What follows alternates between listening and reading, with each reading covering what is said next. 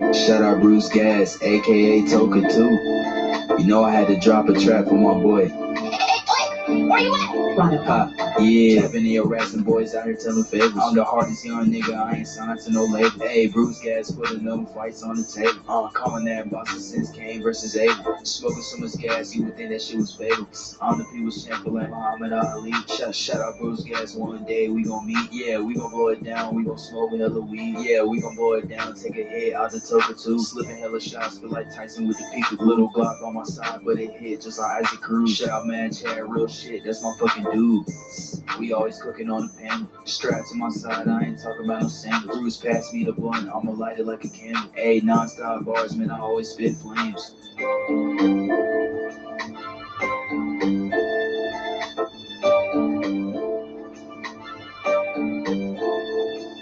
Feel like BruceGas always got a different strain. Bitch, you ain't like me, you can never feel my pain. You win and you lose, well, this a fight game. Don't beef on the net and the shit won't change. Said that on the stream, gotta do it for the game. Said that on the stream, gotta do it for the chat. I ain't undisputed. Yeah, hold on, I ain't undisputed, but I want all the straps.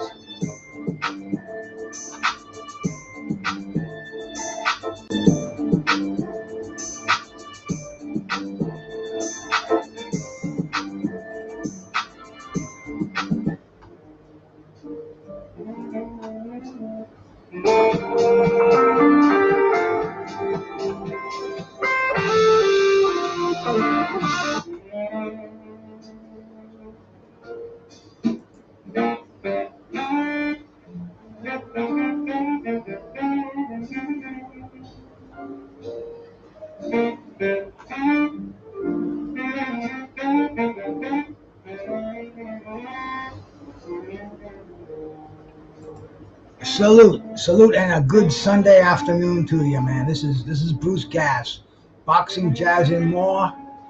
We're here today to talk about probably one of the most controversial promoters in boxing history by the name of Don King. Don King was born August 20th, 1931. That makes him 92 years old today, man. 92 years old today, and I mean, dude, we can't say enough crazy things about Don King, but I've got a historian in here who jumped in. He's going to talk about Don King with me, man. Let me bring up my brother, Blood Boxing. Blood, good afternoon. I'm doing great, man. I'm doing great this morning. How about you, bro? I'm doing good, man. Doing real good. Nice fine Sunday. Nice calm Sunday, man. Hey, Don King, man. How many years do you and Don King go back? Oh shit, man. Man. Early 80s. I've known about him since the early 80s. Man, 1980, 1981, something like that. A true character in the sport, man. He was born, like I said, he was born in 1931, so he's got 23 years on me. But man, I mean, the early Don King, you know the stories, man. Don King, he tried his hand at boxing after getting knocked out a couple of times. He said, "Screw this." He got into bookmaking. He was one of the biggest bookmakers in Cleveland. Yep. At 23, he shot a man in the back who was trying to rob one of his gambling houses. That's right. He was acquitted. He wasn't charged. It was called a justifiable homicide. A few years later, about 7 years later, one of his boys on the street, guy by the name of Sam Garrett, he kicked his head in for owing him $600. It was crazy. Yep.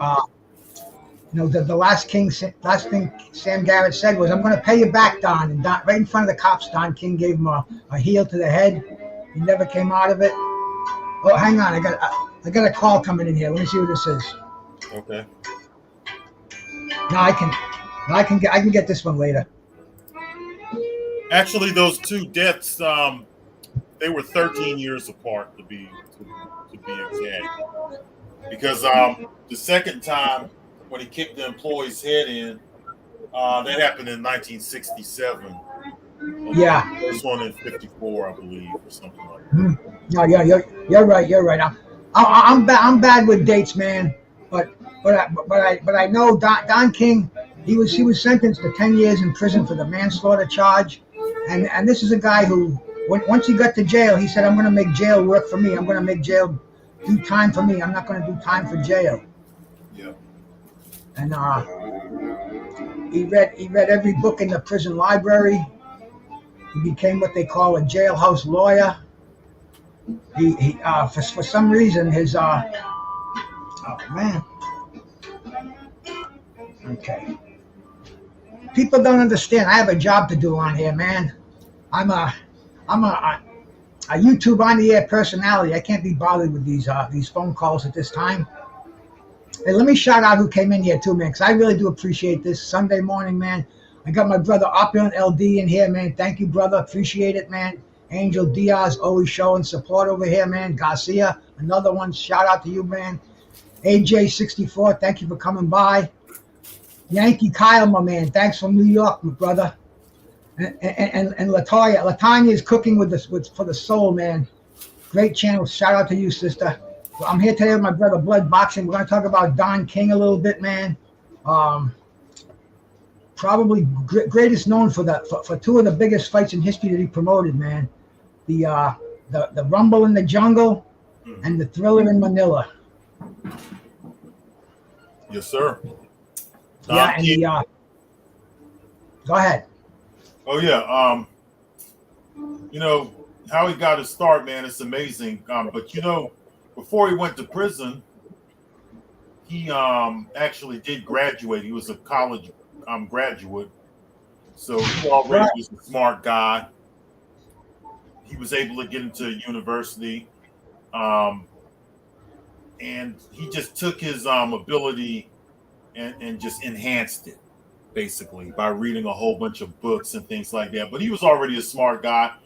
It wasn't easy as a black man to get into any kind of university at the time when he started his education and everything like that. He took that kind of route, even though he was also, some people will say that he was a criminal and this and that, but you know, he also did get a college degree. So we have to keep that in mind.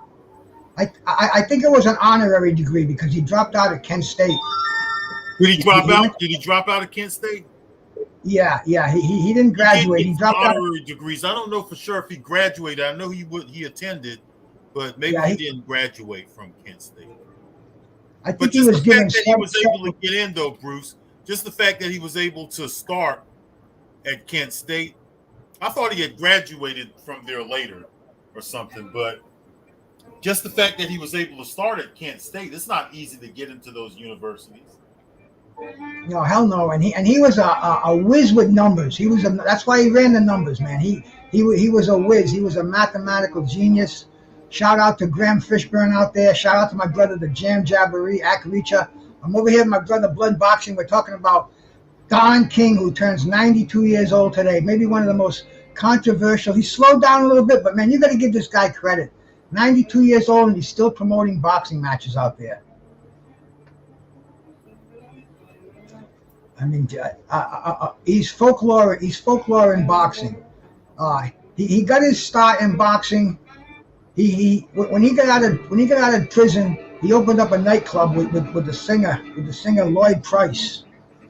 And he sure did. And, yeah, you know, they had people like BB King in there. Was that Mr. Personality? Mr. Personality? That's it, bro. And you know, Don King has a habit of screwing over people that he does business with. So Lloyd Price was one of his many lawsuits down the road. But what happened was there was a black hospital in Cleveland that was in desperate need, and so Lloyd Price spoke with Don King, and Lloyd Price knew Muhammad Ali. So what they did was they set up a charitable event in Cleveland to raise money for the hospital, and they had over 8,500 people attend the event. It was a huge event, but from this event, the hospital only got $1,500. So they kind of set a pattern for Don King's dealings, man. It's business, never personal. Ben Fishburne, you're right about that, man. You know, Don King, He was a black man. He lived a white life, but his favorite color was green. One thing about Don King, he was an equal opportunity employer, man. And like I said, once he got into boxing, the bug bit him. He got to know Muhammad Ali, and he somehow managed to get the promoting rights to the famous Rumble in the Jungle. He did it through what he did is he went over there and he politicked with the government over there. And that's how he was able to raise that money up. It was $10 million that he was able to raise up so he could pay both of those guys $5 million. Yeah, and it was now, whether he paid them that money, that's a different story. You know, I'm not sure if he paid them all the money, but I think it was 10. From what I can remember from what I read, it was $10 million but he went over there and he politicked with them. He just went because he had to he was competing with guys like Bob Arum to get that fight. And he just went out and he played the black card when it's convenient. So he'll go over there and say, hey, come on, man, work with your brother, you know, and all that kind of stuff. So when it was convenient to do that, Don King did it. He knew when to play that card, man. He did, bro. He did. And the country was Zaire. It's not a country anymore. It's been divided and conquered. But the president Mubatu, he came into power by assassinating the former president. Anybody who had political ideas that didn't agree with him, they'd find him hanging out in the square. I mean, this was a really brutal dictatorship. But Don King went there. He secured the money. There was also a civil war going on with Libya, and when Libya wanted the broadcasting rights, they wanted the satellite. It was almost a civil war there with Don King, but Don King, always the soldier, he saw the fight through, man, and it turned out to be an incredible fight, one that we're still talking about today. Don King was bummed that George Foreman didn't win the fight, because Don King had a very, very naive George Foreman in his stable, and it didn't go according to plan. But see, Don King, he hung with winners. Don King would the famous fight with George Foreman and Joe Frazier in Jamaica, which was in 1973. Don King drove to the fight with Joe Frazier, and he left with George Foreman, and he has no apologies for that. He just says, "Hey, I hang with winners." That's the way Don King was. Not like somebody said out there, it's business, never personal. It's true. True, man, true.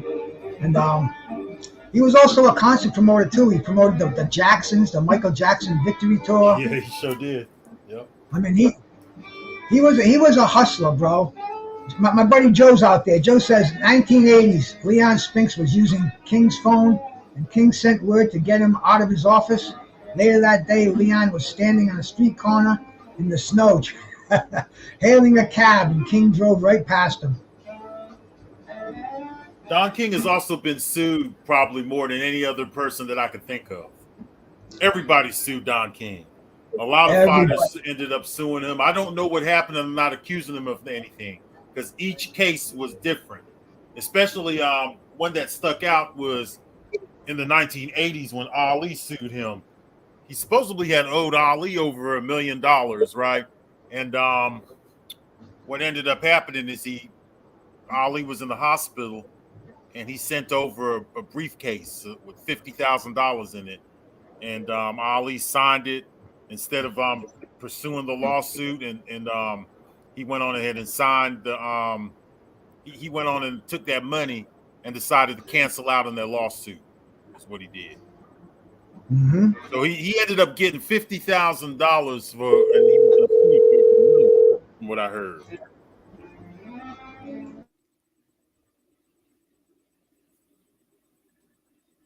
He did that to a lot of other fighters too. Well, I hear the phone ring. I don't know who you bringing in, Bruce. Well, I want to bring in somebody who knows Ali on a personal basis, who knows Don King on a personal basis. Let's see if he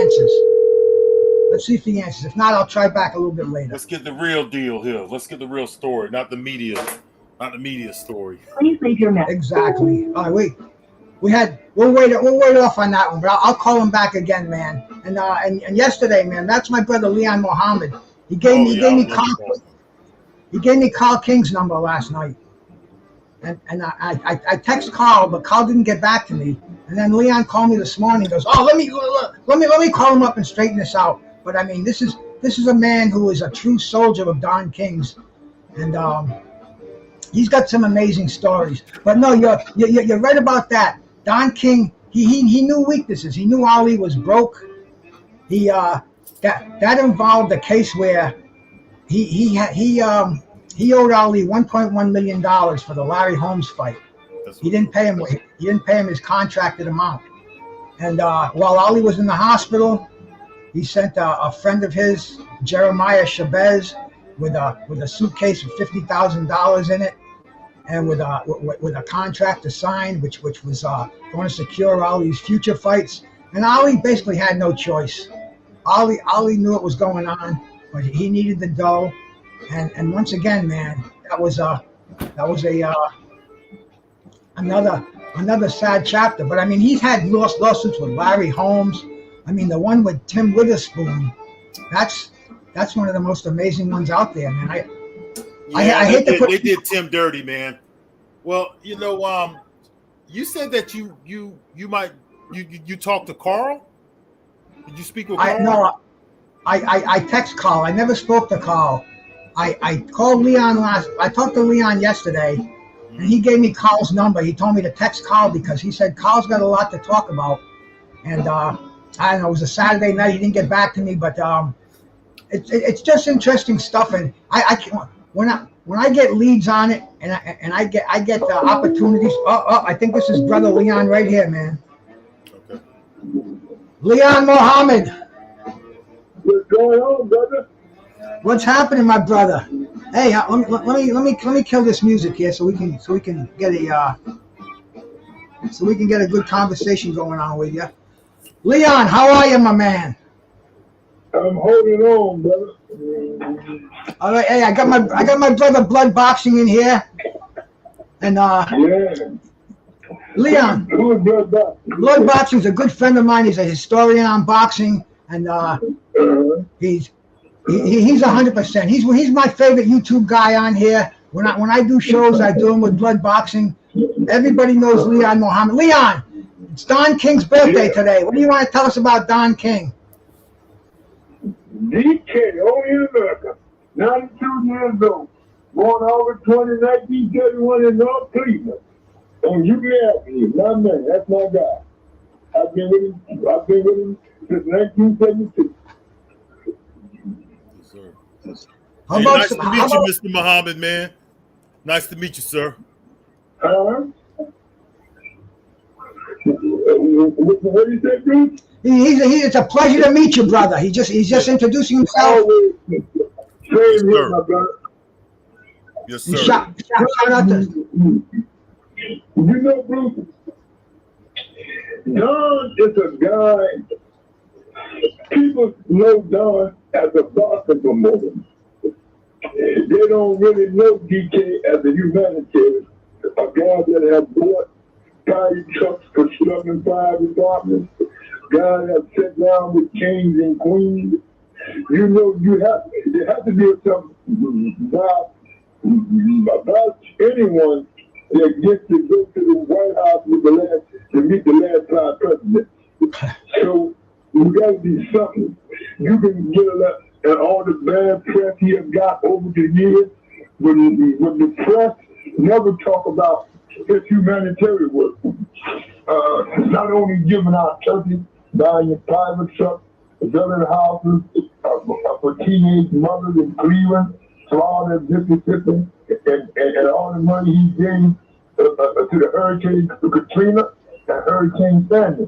The press don't write about that. The press write about it when some knucklehead fighter that spent all his money in the strip joint and chasing women and buying expensive cars instead of investing that money, and they say he took them from it. So when you look at a man like Don, Butch, Am, Oscar, fraud, all of them. You got to look at the other side of it. You just can't look at one side, your professional side. You got to look at your personal side. So I've known Don a long time, but I'm real close to Carl. Carl is my guy. That's his son.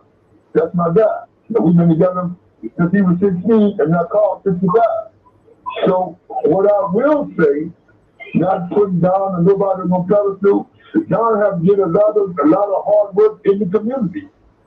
I mean, it's public knowledge.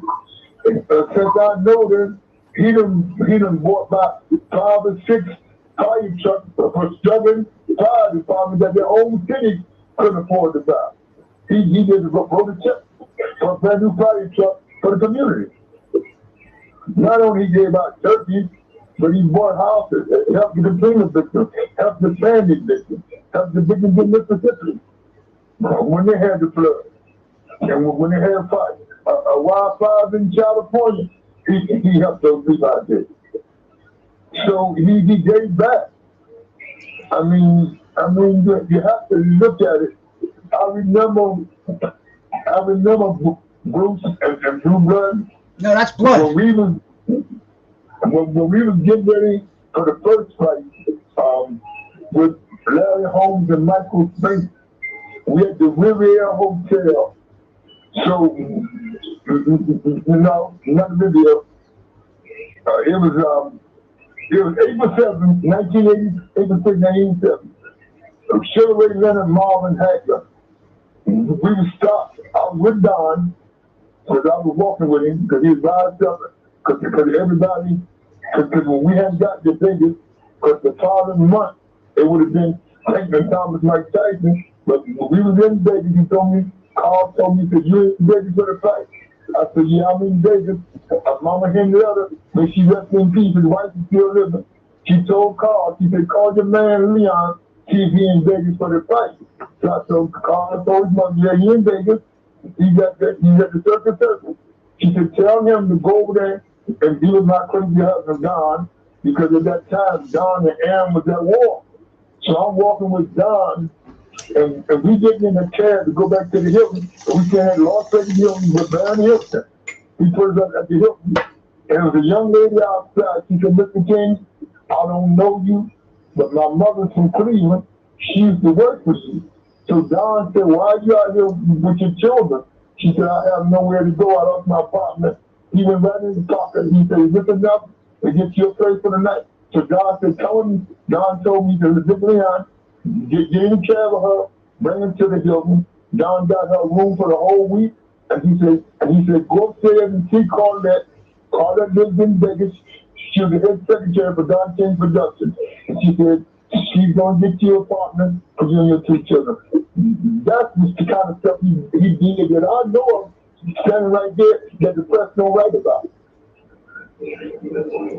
Hey, Leon. You know what I'm saying? So, yeah, Bruce. No, go ahead, finish. I want to ask you another story that I think you can help us on with Don King. So to say that, Bruce, I've seen the humanitarian side of him. That when the press wasn't even there. See, the press only know the boxing side. They don't know the humanitarian side. You know what I'm saying? And a lot of things I like the Jack Newfield, the writer, the sports writer. A lot of things Jack did, I didn't agree with it. It's to each his own. But to talk bad about a man when you don't really know him, you know the side that the police department told you to Cleveland, but you don't know the humanitarian side. If you don't write something about that, if I write something about killing Blue Blood, I'm going to write the whole side, the good side and the bad side. That's what good writers do. So what did you cut him, Bruce? Oh, well, first of all, that's blood. That's not Blue Blood. Blue Blood is a different guy. That's blood. Tell them about my channel, Retro Boxing. I got a channel called Retro Boxing and Documentaries, and I do old school documentaries over there. And I'm actually doing a documentary piece on Ali right now. I've done one on Marvin Hagler, Pernell Whitaker. It's called Retro Boxing and Documentaries. If you get a chance to check it out, I got some documentaries over there. I'm just a historian of the fight game. I've been watching boxing for 40 years. I love the sport. I'm familiar with you, man, and it's a pleasure to speak with you, my brother. Yeah, same here. Let me ask you a question, young man. What have you done on Sweet Pea, the late Colonel Whitaker? I did a documentary on him, basically covering his childhood, his Olympic run in 1984, his amateur career, and then I went on into his lightweight run and the fights with Greg Hogan, and also I spoke about that little incident that happened with him and Hector Camacho, because that wasn't placed in the Camacho documentary, because supposedly they had some kind of sparring session or something like that, and Pernell Whitaker got the best of him. I talked about that. I haven't completed the documentary because I do my documentary in episodes. I've got as far as his lightweight run, so I talked about all the way up to the Azuma Nelson fight. But yeah, I've done that. I've also done one of Marvin Hagler. I spoke about Philly greats like Benny Briscoe, Willie Monroe, people like that. What you know about my man Benny? I started with Benny 57 years ago. The late uncrowned champion, Benny Briscoe. Yes, sir. Benny, I come from 17. I come from 24th in Montgomery, 24th in Columbia, and Benny come from 24th in Montgomery and put it up. 2 blocks to the left. I'm on one side of the track, and Benny was on the other side of the track. And put it up here. So Benny was a good man. So if you ever need a pipeline to Sweet Pea children, just give me a call, brother. You get my number from Bruce. I'm gonna get your number, man. Yeah, because I want you to check out my Ali documentary. Because right now I'm talking about the build up to the Sonny Liston 2 fight.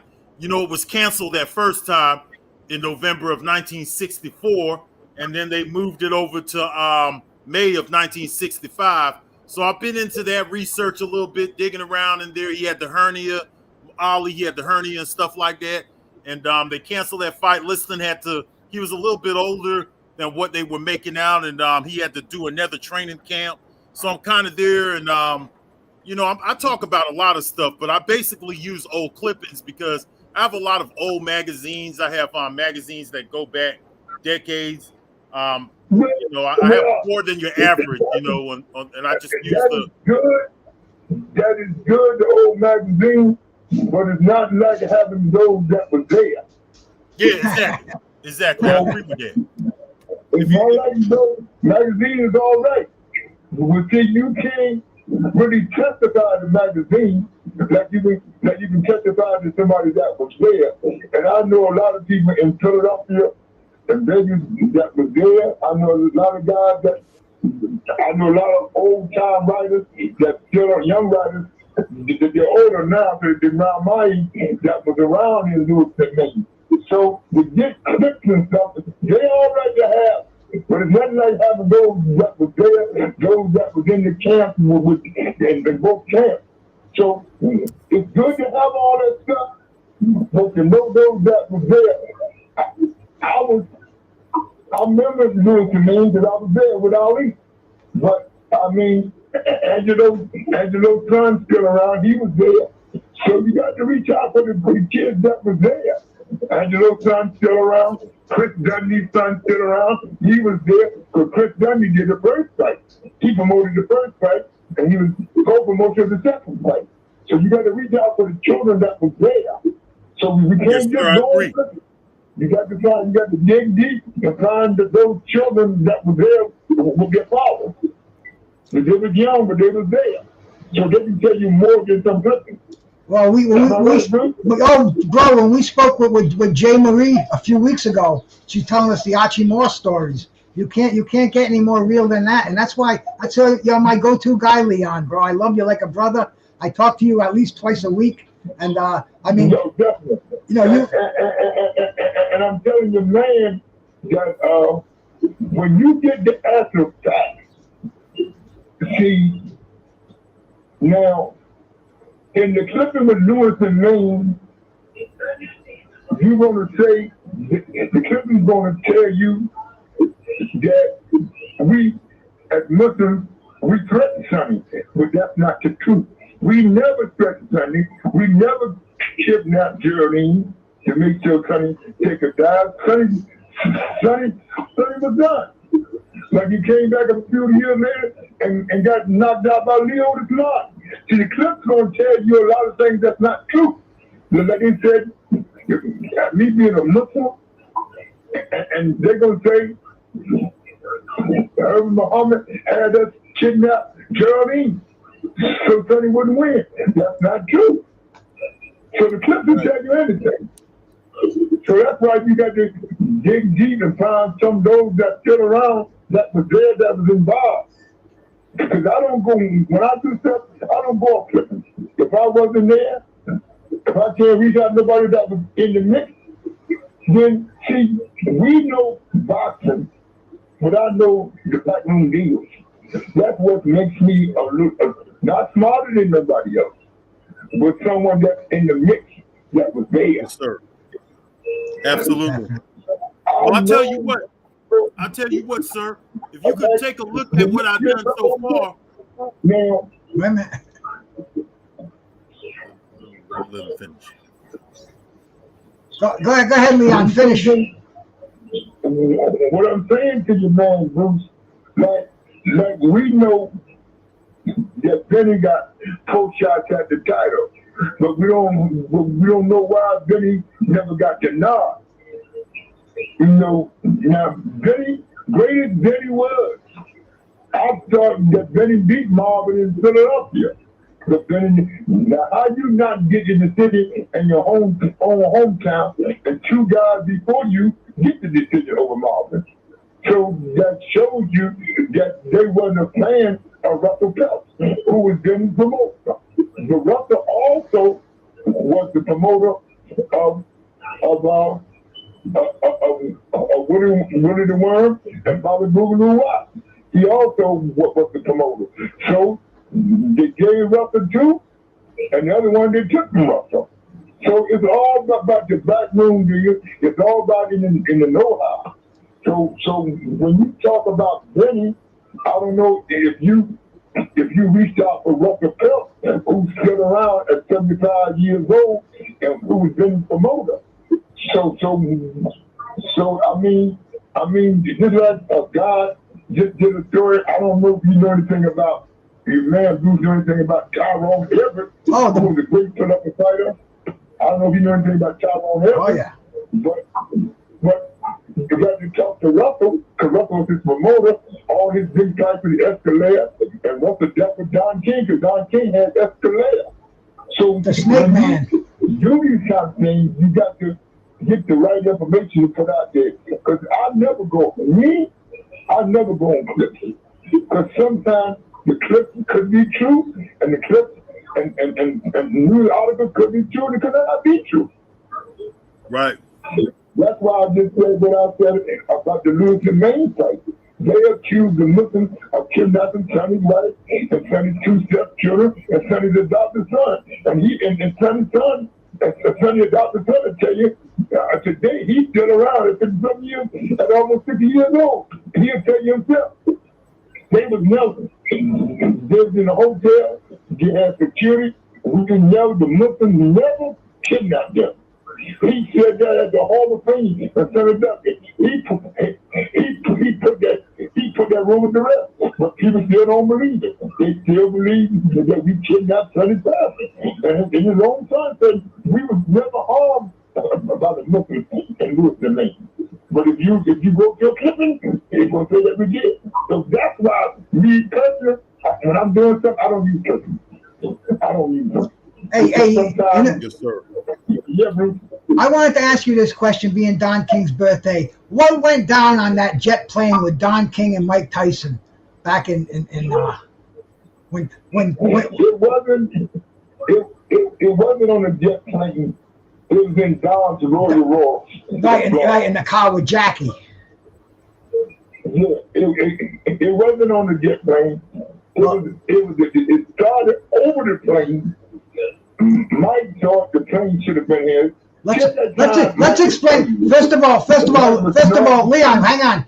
So we don't confuse the people out there. Explain the story that you're going to talk about, where Mike Tyson had a major lawsuit against Don King, and Don King said, "Come on down to Cleveland. We're going to settle it. I'm going to pay you off." What happened? No, that's not what happened. Okay. That's not. Let me tell you what happened.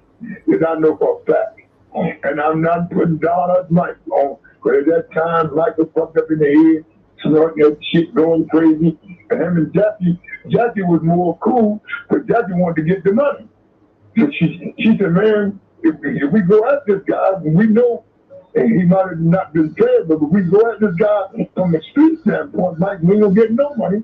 So Mike go down there, goes crazy over a plane that Don shot for him that he thought was his. But it wasn't. It was Don's plane. But Mike said, well, he probably bought it with the money he took from me. Listen, we have no proof.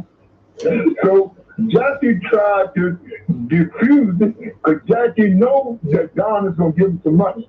But Mike snorting that coke, goes off on Mike, goes off on Don, beat Don up in the car, goes off, touch Don in the car, get out the car, Don speeds off, leave him and Jackie and the girlfriend Mike had, and not his wife, who he got now Kiki, who I've known all her life. I know her father, and I'm real close to her stepfather, Imam Champadine Ali, who's a good name. But that's what happened. Remember, it was about the airplane that Don owned that Mike thought he bought with his money. So that's what it's about. But Jackie tried to, for your listeners, Bruce, Jackie tried to defuse it because Jackie wanted to get some money for herself to bring in Mike. But Mike goes off and they leave Florida with no money set inside the room. And Mike told you himself, a highway patrol took him up and took him back to the hotel. Well, that's what happened. And he had his coke and his weed on him, and the highway patrol didn't give a shit. They said, have a good night, champ. Yeah, because that shows you when you got a big name, sometimes it works in your favor. That's what happened. Mike told you, I'm telling you, I was in Florida. I wasn't present when it happened, but I was in Florida at the office when it went down. When he got back to the office, the driver said, where's Mike? Mike turned around and knocked the driver out. The driver had nothing to do with it. They showed you, but he was coked out his mind at that time. So the guy ain't always, he ain't all bad, but the guy called the guy down to Florida to give him some cash and give him a $10 million check, then he go up on the guy. So he leave the Florida and don't give him nothing. See, we talk about what Don did to Mike, but we don't talk about what Jimmy Jacobs and Bill Caton and Steve Lawson and all them guys did. So we don't talk about what the trust fund that was set up for Mike. Mike never got it a dime. When Bill Caton died, Bill Caton's son got it all. He said it's mine. My father didn't have. So they rigged shit. So we can't always put stuff on Don when it comes to private. But that's actually what happened, Bruce. It was overplaying that Mike thought that should have been his, but he coked out his mind, man. He don't know what was going on. He just going over his thing. One thing I want y'all to know, Bruce. The press is a bad motherfucker. The press can create shit between me and you. That it could get blown out of proportion. If we don't call each other Bruce as we always do twice a week and talk like men, it can blow out of proportion, man. And that's what happened.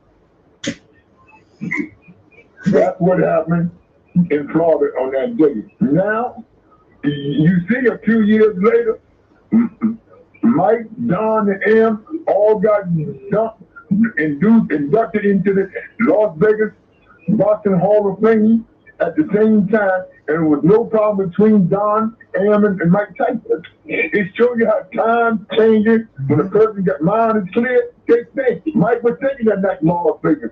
He hugged Don, he hugged M. Because those are the guys, man. Yeah, bro. It's So that's how I feel. That's my opinion. Sometimes it's bigger than money. That's what it is. So, but see, as Mike would have lifted his jacket that day, it wouldn't have been as bad, Bruce. Sometimes, see, Bruce, you know that I always say in all my interviews, you heard me say all the time, Bruce, you're only good as your team. I always say that. My old Lansky told me when I was a kid watching cars in front of Jack Dempsey on 4th Street, New York. He said, Mom used to call me Big Country. He said, Big Country, young man, it's never personal. It's always business. It's never personal. It's always business. Because if you get it personal, it's not going to work out. If you deal with it as a business, it's going to work out. That's why Don have lasted all these years, because he never made it personal. He always kept it strictly business. So that's why that's why Am's still around. Am Don is 92 today. Am is going to be 92 in October. That's why they're still around. Because they play by the rules. When you play by the rules, Bruce, them guys never let nothing get in their way. They was ruthless. But in our business, Bruce, you got to be ruthless, bro. That's the name of the game. Man, I'll tell you, we can read it out of the Wikipedia, we can study it in the magazines, but it doesn't hit home unless we hear it from some cat like you, Leon, that was right there, bro. And if I don't know something, okay, a guy called me by the money bone, wanted me to talk about the early days of Angelo Dundee. Okay, now I can only talk about Angelo when he started with Ali and Jimmy Ellis and Ali's brother. Now, when he was with Stoner, the light heavyweight champion of the world, I couldn't talk about that. Angelo was from my city, but Angelo was being Italian. He was from South Philly. I was from North Philly. So I couldn't. A lot of guys that Angelo had in the 50s and early 60s, I didn't know because I wasn't close to Angelo then. I didn't get close to Angelo and Chris until they came until they got with Ali and Jimmy Ellis. And believe it or not, I knew Jimmy Ellis before I knew Ali, the former late heavyweight champion of the world. May he rest in peace, Jimmy Ellis, another Louisville heavyweight champion. Mm-hmm. One of the first things I remember listening to on the radio was when Jimmy Ellis and Joe Frazier went at it. Man, I was laying in my bed. I was in high school, and I'm listening to that fight. Joe Frazier knocked him out in the 4th round, I believe. In the 5th round. The 5th round. I'm sure you were there, Leon. You know what, Bruce? I was there with Jimmy Ellis. I gave Jimmy a chance. I used to tell Jimmy, and Yank Durham told Jimmy, just bob and weave. You can't stand straight up because you're going to get caught with that left hook. And he wouldn't listen to Yank Durham. He wouldn't listen to Angelo. He went out there, and Jimmy wasn't a great puncher. He was a decent puncher. He thought he could catch Joe coming in and try to deliver that hook. I said, Jimmy, you can't fight this guy that way. He's too tough. Because I used to see Joe in the gym.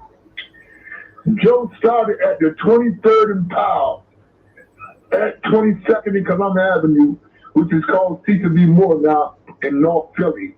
It was a police athletic league right there on the corner. The gym was upstairs, and downstairs was the drugstore, the community drug pharmacist.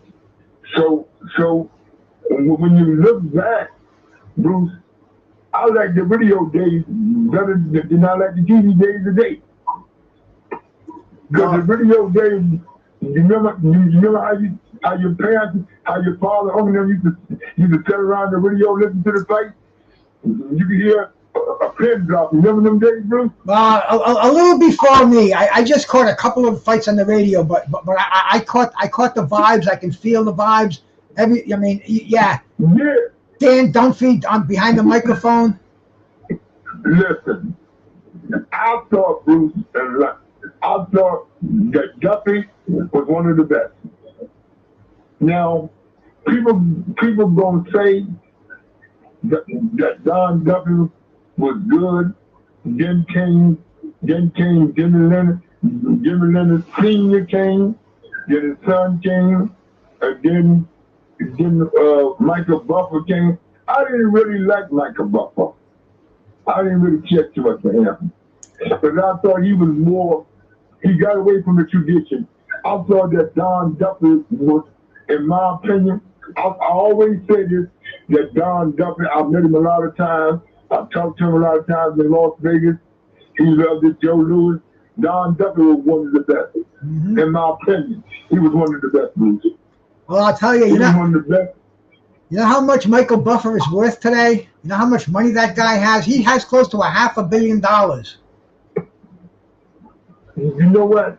To me, he wasn't that good.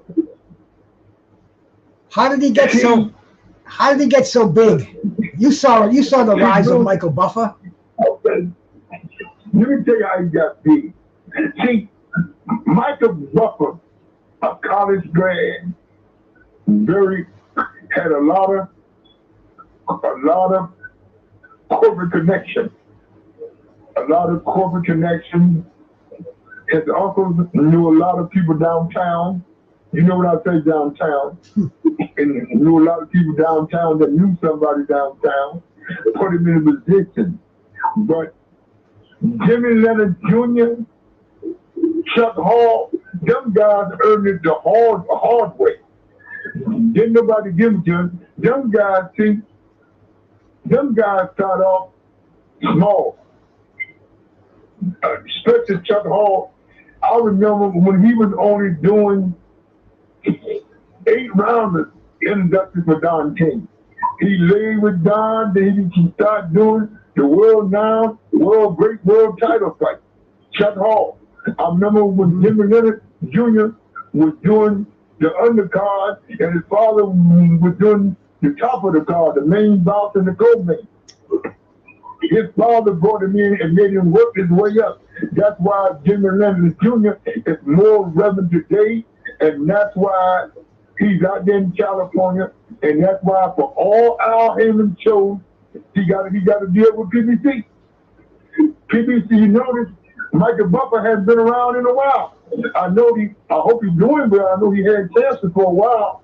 He had throat cancer for a while.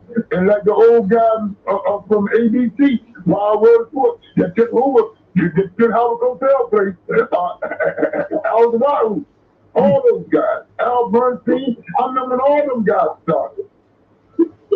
All them guys started working for Don, working for Butch, and working for Duva.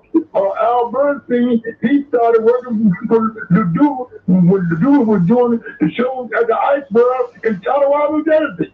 Just from all them guys. That's why they don't talk that crazy stuff to me, because they know I was there from the humble beginning. You know, this shit that's going on today. Go ahead, Blood. I'm sorry. Go ahead, Blood. Mr. Blood Boxing, please. Oh, yeah. Let me ask you something, man. Going back to Willie Pastrana, man. I know that Angelo Dundee was working with him too, but wasn't he working with him and Ali at the same time? And when Pastrana was getting ready to fight Jose Torres, didn't Pastrana get a little bit angry at Angelo Dundee because he thought he was spending too much time with Ali and he should have been working with him, he felt. And didn't he challenge Ali to a fight, Pastrana? Is that true, or is that just media stuff?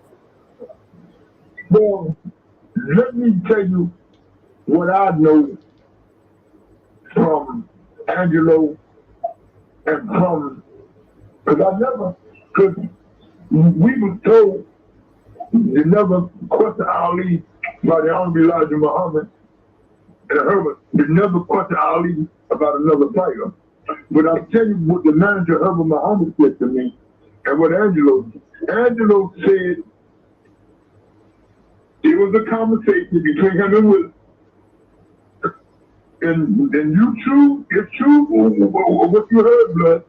You true what you heard, but the press blew it out of proportion. It was true, it's true, it happened, but they made it, blood, they made it bigger, than it was.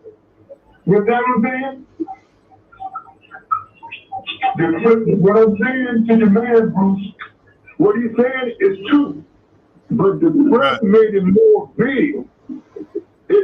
He wasn't really, he was upset at Angelo, but Willie also knew, he knew that he couldn't get in the way of a major payday with Ali.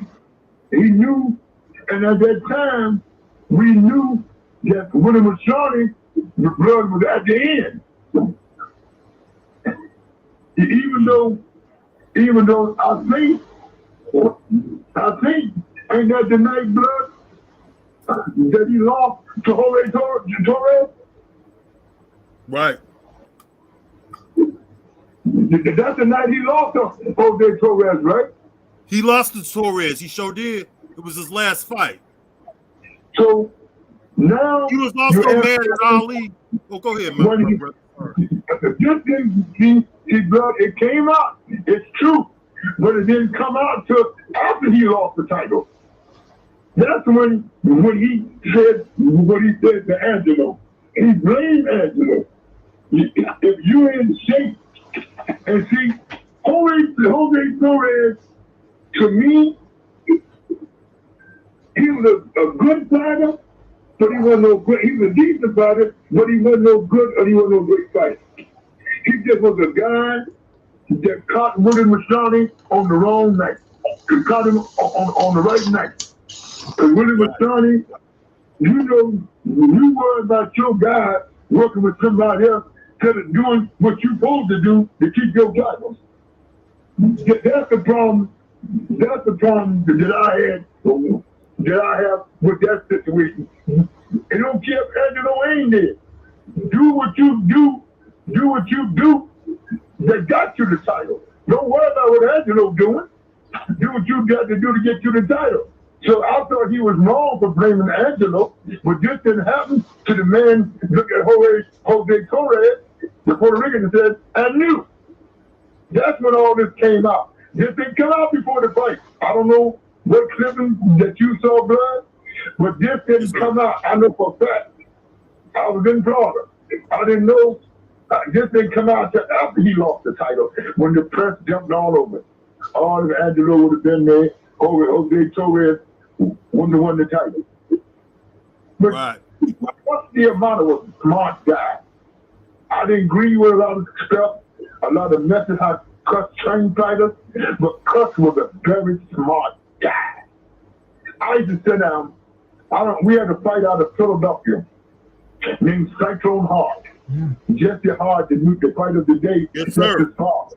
He started off, Jesse's father, Cyclone Hart, because he lost to Marvin Hagler in Philadelphia, was working with Cuss. And I used to go up there and sit down, but Cuss was very smart. Cuss, even though Slim Robinson, who trained Timmy, was my guy, but two of the best guys I got respect for blood is Ray Arcel, Cuss Tiamata, Slim Robinson, and an old timer named Freddie Brown that used to be the house man from Madison Square Garden at the old guard on 50th Street and 8th Avenue. Those were the stars. Now I love Kill Clancy, but I don't know if Kill Clancy was good as those guys. But I always said that Ray Arcel was the best. And Slim Robinson is my guy, but Ray Arcel was the best. He taught the fundamentals. These guys today don't teach the fundamentals. Ray Arcel was one of the best, in my opinion. Hey, let me ask you something else, brother. If that's true, what you said about Willie Mastani. I got one more for you. I got one more question for you. After he lost the title. Yes, sir. Okay. Let me ask you something, man. When they was going into that second fight with Ali and Liston, this was not long after Malcolm X was assassinated, and then they had that stuff going on with Leon Amir. I don't know if you I'm sure you remember Leon Amir, and there was a lot of death threats coming in. Some people like to say that Sonny Liston threw the fight because he was threatened by the NOI, which the media was calling the Black Muslims at the time. Is there any truth to any threats made to Sonny Liston from the NOI? Is that true, or is that bull crap? Okay. Let me say this to what I know. Okay. Because you had a lot of temples that didn't like Sonny. I'm speaking for my temple. I can't speak on no other temple at that time. I can speak on my temple. I can speak on my captain, who's still alive. My minister had passed on. My minister was Minister Jeremiah Shabazz. My captain was Captain Clan, who named today is Shamsuddin Ali. He's Mike Tyson's current father-in-law. He's Kiki's father. The wife that Mike got now, her father's name is Imam Shamsuddin Ali. What happened? They blame us. When Sonny went into the Hall of Fame, I'm explaining this too.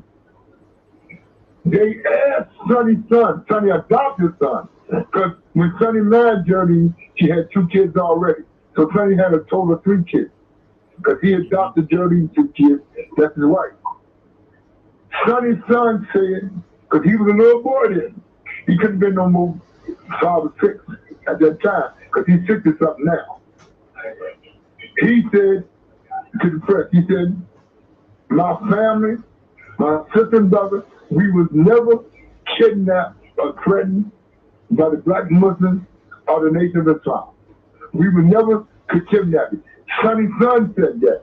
Geraldine's 2 children said that when Sonny got inducted into the Hall of Fame up in California.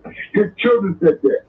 So, but to this day, blood, they still think that the Muslims that we kidnapped Sonny. Don't care what Sonny children is, that's embedded in the minds of the people that we did something to Sonny's family because Sonny didn't try like he did in Miami Beach a year and a half earlier. So that's gonna be in mind to generations to come. It's been over 53 years since that last fight. 50 some years since that last fight in Lewiston, Maine, May 25th of 65. People don't care. Many times, Sonny's children them came out and said, we never touched them. That the Muslims never threatened them, never threatened their mother, never tried to kidnap them. But people do not believe it. So people going to have their opinion. But that did not happen. Especially if it did not come. I'm speaking on it, it did not, nothing came from us out of Philadelphia. I can't speak for Chicago, I can't speak for New York, Captain Joseph, but nothing came out of Newark and Philadelphia. And Sonny's own children said that. The blood, we can write this story 10 years from now, but people ain't gonna believe it. People, they got their mindset that we did something to Sonny's family after Sonny's 3 children done told you that they was never touched. When Sonny went in the Hall of Fame a few years back in New York, in California, we asked Sonny's son, before he passed, Jack Newfield said the same thing. He always said in all the interviews that we had something to do with Sonny, kidnapping Sonny's family, but that wasn't true, though. So the Paul Gallagher book is untrue? The Paul Gallagher book? You know Paul Gallagher, he wrote the Sonny Liston story. It's not true, bro. Wow. You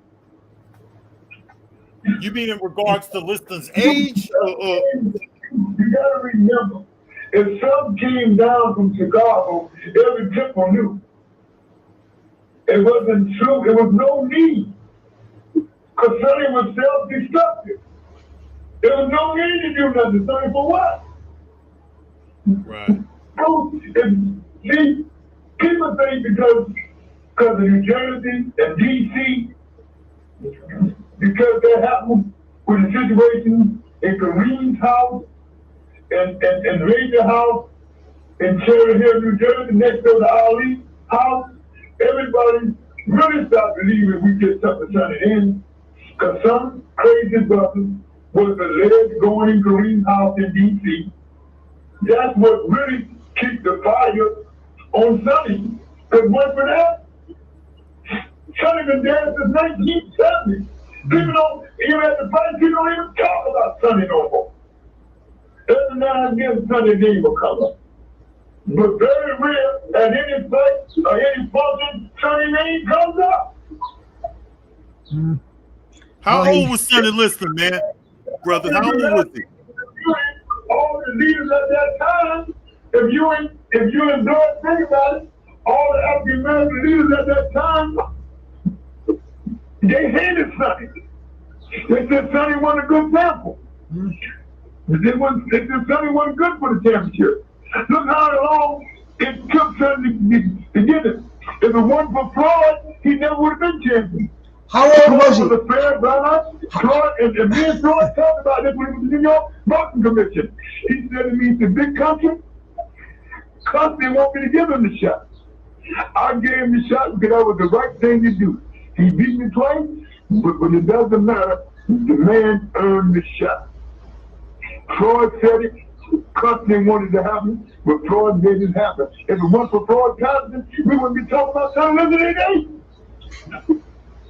I mean, John didn't JFK tell him to win? Didn't he tell Sonny? Didn't he tell Floyd Patterson to win the fight for America? Yeah, but listen, but you gotta understand, Bruce. You gotta look at it for what it was. JFK, he didn't like Sonny, but he didn't know what the fuck he was talking about. His father, his fucking daddy was conducting the Sam Hill College. How you think he got there? The child boy. What was it? It wasn't for the guys in Chicago to get that vote in Indiana, that vote in Wisconsin, and he would have got to the White House. It wasn't for the Chicago office. People don't think. People look at the perfect picture. The fucking Jimmy wasn't perfect. But they were bootlegging. Yeah. I'll tell you, what's going on in boxing today must drive you out of your fucking mind, Leon. Well, today, Bruce, you got guys, you got the two players. You got one player that turned 92 years old today. Born 1931 in Cleveland, Ohio, Donald King. He just turned 92 today. And we thank God he's the old man still doing shows. He ain't doing no big shows, but he's still around. He got a show cut up in Cleveland October 14th. He got a show in Cleveland. I'm going to be out there for that show. Because I listened. He got a big birthday party in Florida today. So when you look at it, Bruce, you got to give credit to where it's due. The finish after blood question, blood you can breathe. I'm saying Paul Gallagher, blood and Bruce, only writing what someone told him. He wasn't there. He don't know the history. So I can't go on what Paul Gallagher said. So, because I don't know who Paul Gallagher talked to, Bruce. You see what I'm saying, brother? Mm-hmm. So, but I know if he would have talked to anybody out of Philadelphia, I would have knew about it. Bro, because he didn't talk to none of my brother-in-laws who was young then, but they was around. Well, this is what. He didn't talk to why. my father-in-law going on. He didn't talk to Smoking Joe, but Joe was gone. He didn't talk to Young Dumb, Yank gone. He didn't talk to Sam Solomon, who had under Durrell, but he gone. So we don't know who Paul got the information from. Paul might have got from somebody that wasn't even there. True, man. True. This is why I love talking to you, bro. It's like a history book talking So back to me, when man. you look at it, you got to have sort. Like a guy come to me that he want to do a story about the mystery of Lewis and Lane. I said, sure, Lewis and Lane was a mystery, but you got to go to Lewis and Lane. You can't get on the telephone. You got to go to Lewis and Lane, go to that area where the arena was at, and see if any of the children of them old timers were there that day. Now, probably the parents is going on because it's 50-something years later. But if you can find the children that was 14, 12, 9, 10, they might, by God's grace, still be around. They can tell you what their parents told them, what they know, or what they experienced at the break that day. See what I'm saying? So you got to get people that's been on these scenes. That's why I don't go about articles. Books and shit, I don't go about that shit, man. When I wrote my I totally book, understand that. Hey, my brother, I totally understand that, though. My insurance, what I did with certain types. Because, like Jimmy told you, when I was with him, I did what I was supposed to do. I took care of him, what he hired me to do. Hang on a second, Leon. Blood's got a question for you. Yeah, I totally understand that. I understand that, my brother. The thing about it is that a lot of this stuff happened before I was born. I was born in '73, so I'm any gems I could get from you, I appreciate. But I got one more question for you because I've been caught up in research. This brother Leon Amir, was he the press secretary for Ali or not? You was around, so was he? Or did you guys basically just kick him to the curb? Leon Amir. Let me say this. But I'm not going to put the sword on Leon Amir. I know who he is, but my guy who's still living was the secretary, our secretary and business manager, was a Jewish guy who lived in Las Vegas, who still lives. I can put you in contact with him. His name is Gene Kilroy. Okay. He was not. I know that Leon Amir was around, but I don't know his role. He was. But let me tell you what his role was. He was with Ali in a sense, but he was with Herbert. He wasn't with Ali. He was with Herbert. He was now. People say he was with Ali because it was Ali's camp. In a sense, blood, it was true, but he worked for Herbert. You follow what I'm saying, blood? Yes, sir. Now he was there. I'll say this again. But he worked for Herbert, the manager. Gene Kilroy, the business manager and business secretary, working for Ali. Whatever Leon Amir did, I don't know if you talked to him or not. How did you come up with Leon Amir? Did you know him? Somebody told you. No, he died. He been dead since the 60s. He got killed in the 60s. So yeah. I don't know none of his family members or anything. I haven't reached out. I know he got killed. I just want to see if you did your homework.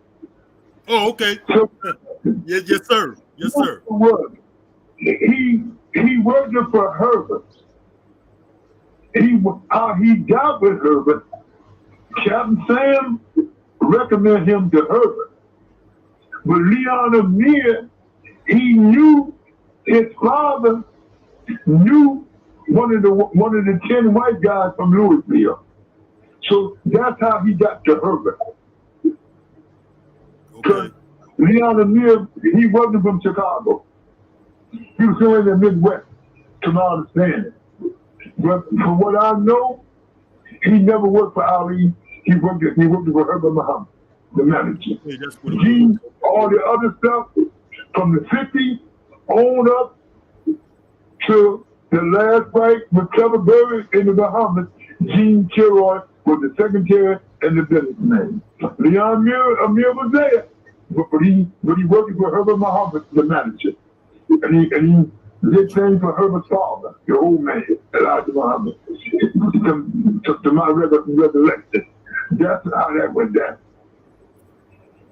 Hey, let me ask you something else. And I know I'm asking a lot of questions, but you were talking about Jimmy Ellis earlier, right? Who was Ali's friend. No problem, because I might need you one day. Hey, let me ask you this. What happened when Angelo Dundee, Jimmy Ellis, and Ali? Did Angelo Dundee get stuck between a rock and a hard place, and he had to choose between them? What happened to that whole thing when they was getting ready to fight? Let me tell you what I know of the situation. Okay. One of the situations that I was present for. I was present for situations, blood. Now, blood, this lasts longer than it should have lasted. Jimmy Ellis carried this grudge against Angelo all the way up into the 80s. Till I made Jimmy stop. I said, Jimmy, come on, man, you damn near 70, man, leave that shit alone. He was more resistant. He loved it, Ali. It was a situation like Willie Bostoni's blood, but it got blown out of proportion due to Jimmy's brother and Jimmy's wife that it lasted all the way up to about a few years before Jimmy passed, before Jimmy returned to the Los Angeles. I remember we was in Vegas, May 30th of 1987. We sat in the hotel. At that time, Jimmy was working with the two brothers. You remember the two brothers from Montreal, the Hilton family, blood? Yes, sir. You remember? Yes, Bruce, you remember Matthew Hilton? Yeah. Davy Hilton, Matthew Hilton. Yes, sir. Jimmy Ellis was working with them, blood. We sat at the Las Vegas Hotel, Las Vegas Hilton, just May 29th, 1987. Angelo and Scrapine Johnson from Philadelphia is working with Penguin Thomas. Penguin Thomas is getting ready to fight Mike Tyson the next night, May 30th, 1987. Mike Stockton in 6. So we said, I'm talking to Jimmy. Angelo comes in, and Jimmy said, they're going to let no good motherfucker after Jimmy. He been holding this shit for almost 30 years, man. Let that shit go. He said, I said, that means if you hold a grudge against Angelo, that means to me that you didn't really love Ali, and y'all grew up in the same neighborhood.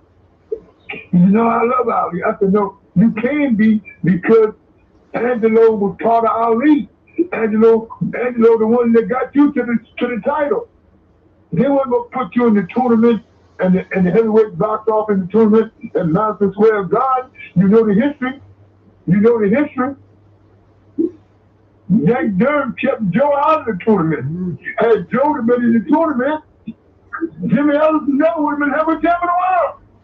We only had 2 heavyweight champions out of Louisville. They would have been Ali and Greg Cage. And he'd been in, it would have been Jimmy Ellis. Now Louisville got a claim to fame of 3 heavyweight champions. Ali, Jimmy Ellis, and Greg Cage. See, when people talk, they have to know the history of this shit. I don't know the history of this shit, dude. I'll tell you that tournament was great, Leon. I remember that tournament. Oscar Bonavina, Jerry Quarry, was Buster Mathis in the tournament? Who was in that tournament? Jimmy, I don't know if you had 8 fighters in that tournament. You had like the top 10 fighting each other. That's what they got to do today, man. Somebody asked me the other day somebody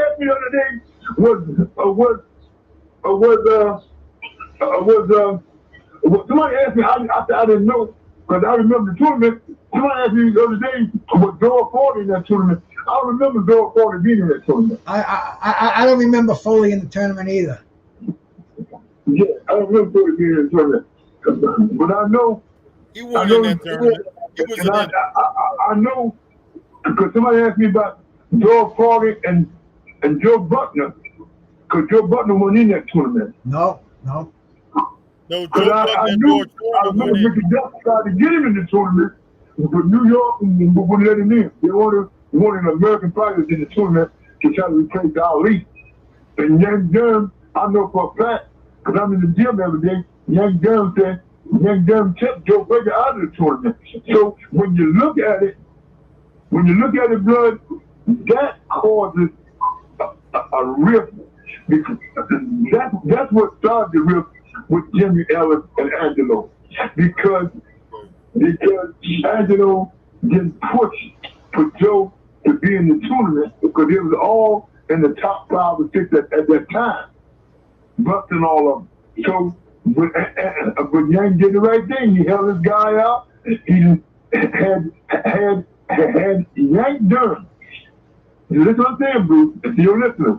And Yang Durham, Joe's managing trainer, had not held Joe out, Jimmy Ellis never would have been champion of the world. I hear you. Joe would have knocked him out in the tournament. So when you look at it, sometimes somebody else is doing helps you when you think it's not helping you. Hey, Leon. No, go. I was going to ask you. Do you have any memories of that crazy Argentinian Oscar Bonavena?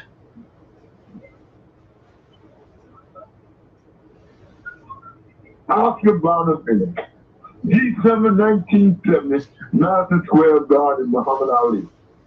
What a moron champ he was. That motherfucker could fight, though. Oh, he could fight, Bruce. He could fight. There's no question. You saw he knocked Joe down once or twice. Twice, yeah. He knocked Joe down. Listen. He put him on his ass 2 times. Oscar would beat all these guys today. He'd beat all these guys today. Oscar, Henry Cooper, Joe Butler, they'd beat all these motherfuckers today. Especially Jerry Corey, they'd beat all these motherfuckers. I was on a panel last night and they were telling me Jerry Corey was a C-rated fighter. I said, what the fuck are you talking about? These idiots, bro. Let me tell you something. You tell me, man. Need his fucking head cracked. Jerry Corey was a bona fide motherfucking fighter. There was no question. Let me tell you something. Yank Durham didn't want him the second time, but Yank had no choice. Because he gave Joe trouble until he got tired. He gave Joe all the trouble Joe wanted. Joe said that a million times before he passed. Rest in peace, Joe Frazier. Rest in peace, Terry. I'm telling you. Yeah, he beat Ernest Shavers too. I talk this shit, Bruce, but they don't know this shit. I know this shit in my street, and I'm 80 years old. I remember all the dates I've been black. I know you do, man. Let me tell you something. He's Bruce, let me tell you something. Jerry Corey was a bad number champ. That Irish motherfucker could show enough fight. Talking about Bruce, everything in the hood, Bruce and Blood, talking about you get down and get it. Jerry Corey could get down and get it. I love it. He could get down. I heard it in the amateur tournaments in the Golden Gloves that Jerry Corey. I heard he knocked out everybody in the Golden Gloves and was knocking these guys out for 3 minutes. All these guys today, Blood, even Tyson Fury, I would put all my money, and I don't have none. The girls took it off. If I had some, I would put it on Jerry Corey against Tyson Fury. Big as he is. Because Jerry Corey was a good body guy. He killed the body, the head gonna die. You know, some of these people have to listen to this, man. Because these people on here, they're forgetting what these heavyweights, the heavyweights that you grew up with, the heavyweights that you trained, they have no clue, man. They don't think they even last against Tyson Fury, bro. They have no idea. Ernie Shavers, how hard a puncher was fucking Ernie Shavers? Bruce, let me tell you something. Ernie Shavers. Ernie was one of the most devastating punches of all time. Mike Tyson said that. Mike Tyson said, if I'd have got Ernie, it would have been Lee. I would have had to tell. Even Mike said, as hard as I punch, it would have took me a while to get Sonny out of there. Not Sonny, to get Ernie out of there, because we knew in the later rounds, Ernie got tired. We saw that against Larry twice. Knocked Larry down. Larry had little two kicking powers. Larry could punch, but Larry's best weapon was that fucking jab, setting up that right hand. So when you talk about Oscar Bonavina, Henry Cooper, Joe Buckner, Jerry Corey, those were the stars. What about Ronnie Lyle? Ronnie Lyle, what about him? How about Ronnie Lyle? How about Ronnie Lyle? Bruce, Ronald Lyle was great, but Ronald Lyle came around late. Yep. Ron Lyle would have came around before he did them 12 years in the penitentiary, we don't know how great he would have been. We only saw one great performance from Ron Lyle. That was when he fought George Foreman and Ali. But to me, I thought I could be wrong, Bruce and Blood, and to the listeners, but I've always said that Ron Lyle was tough, but I always thought that Mike Hercules Weaver was a better person than Ron Lyle. I could be wrong, but because Mike Weaver proved that if I tag you, just like Ernie Shaver, you go to sleep. John Tate is dead and he's a living witness. I remember that fight, bro. That was Bruce, I'm sitting at ringside, Nashville, Tennessee, on the Top Ranked show, March 31st, 1980, on the Thursday night, 15th round. And Don Emanuel said to Mike Weaver, you got to find a way. John Tate, WBA chairman, the fight is already signed for him to fight Ali. Yep. But Mike Weaver, Hercules, went out there and carried him on his chin, it was all over. Top Rank had gave John Tate all this money. Bob gave him all this money. That's the same night that Eddie Mustafa knocked out Marvin Johnson with 2 shots to the belly. And Larry Holmes against Leroy Jones, wasn't it? I don't think Larry wasn't on that card. Yeah, I believe Sugar Ray Leonard was on the card, wasn't he? Sugar Ray Leonard knocked out Davey Boy Green. No, Ray wasn't on that card. No? Tony Tucker was on. Listen to me. Tony Tucker was on that card. Bruce, we talking about 1980. I was here. I'm sitting in my couch. I went through when Mike Weaver knocked John Tate out. I jumped through the ceiling. That was like a George Foreman, Michael Mora moment. That was incredible. Bruce, Ray Leonard was not on that card. Not Larry Holmes. Are you sure? Bruce, listen. Larry was with Don. It was a top 9 card. All right, because I remember them having four fights on one card, and I think it was when Weaver fought Tate, Mustafa Muhammad fought Marvin Johnson, Sugar Ray Leonard fought Davey Boy Green, and Larry Holmes fought Leroy Jones. That's not the same card? No, it might have been this. Listen, when Ray Leonard, Larry Holmes fought the guy you talking about, but Larry fought him in Vegas. It was the same day, but all that shit was printed out, Bruce. Yeah. You got to do your homework. But they had it on the same card. ABC showed all the fights. I sat here watching it, my brother. I mean, Leon, you know I'm not senile yet, man. You know I still got a couple of marbles in my head. Listen to me. Listen, Bruce, take time. Take your other phone and pull the fight up. It'll tell you what city you're in. All right. Not in Nashville, Tennessee. Bruce, I'm sitting right there. I know who was on the car. I'm sitting right there. I know. I'm gonna try to pull it up. 1980. Because you know how I know? Because we had Eddie Mustafa. Because I was partners with Murad Muhammad. We had Eddie Mustafa. That's why I was there. And Slim Robinson trained Eddie Mustafa. Jimmy Trainer. You gotta understand this shit, man. See, people say shit and they don't know what it is. I'm telling you, there was a new era then. Ray Leonard had his own people. At that time, Am didn't do business. Am didn't put nobody on. Am didn't start doing limit till way later. Am's first fight was the Tommy Hearns fight. Why would Am do Mike Trainer and Angelo a favor? For what reason? Why would he? No, Leon. Bro, all I can say is I smoke a lot of weed, Leon. You know, maybe I get my dates crossed. That's why I hang with you, bro. You got every date, every time, bro. You're like, you know it. Fucking brain's burned out. No, it ain't burned out, man. Well, maybe it's burned out a little bit, but it's like. I know how to stop you from this bullshit.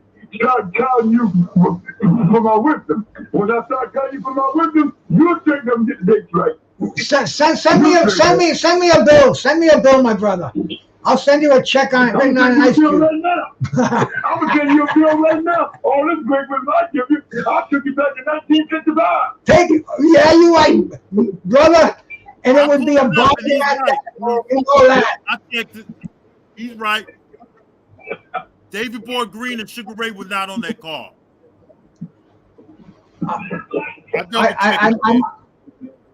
I must have been hallucinating because She blood. I already knew that because I'm sitting right there. I'm in the camp with Eddie Mustafa. I know the whole car. Right. Well, you got to remember, Bruce, in 1980, Am signed half. In 1980, if you're thinking, Bruce, put that weed pipe down and listen to me. In 1980, Am signed half and Duba signed half of tomorrow's champion. That's 1980 was when Jimmy Carter bought out the Olympics. Mm-hmm. So all those guys turned pro. All those guys, Davey Moore, Johnny Bumpers, who was my side, Alex Ramos, Rocky Lawrence, Alice Ramos, Tony Tucker. I remember that card. I remember those guys. Tomorrow's champions. Listen what I'm saying. Bruce, you remember, but you don't remember who all these guys were. Hey, man, I'm not Leon Muhammad. I don't have that memory like you, bro. That's why I hang with you, because you correct me in a nice, gentlemanly way. And, hey, man, you know, you're the Rolodex, Leon. You know that, man. Hey, we don't got your knowledge, brother. We want to be like you now. That's no man. I go through this with him all the time, man. I'm used to Bruce, man. He's so smoked out of his mind. Mike Tyson be so smoked out of his mind, they forget their own date. They forget their own birthday, Tyson. Yeah, but we're happy, though. We're happy. But no question about it, Bruce is my guy. So one thing I wanna say to your man, Blood, if I can ever help you, brother, just feel free to call me, brother. Because I've been around this shit over 50 years. Hey, let me ask you one more question, I've been around this shit for over 50 years. One more question, Leon. One more question, big bro. One more question. Right? Okay, so Ali never fought Leotis Martin, he never fought Thad Spencer, and he never fought Eddie Machen. How do those fights go? Leotis Martin, Thad Spencer, and Eddie Machen. Does Ali stop those guys, or does he win a decision? Now, now, Blood, I I can speak more on Leotis Martin because he was from Philadelphia. I knew Leotis.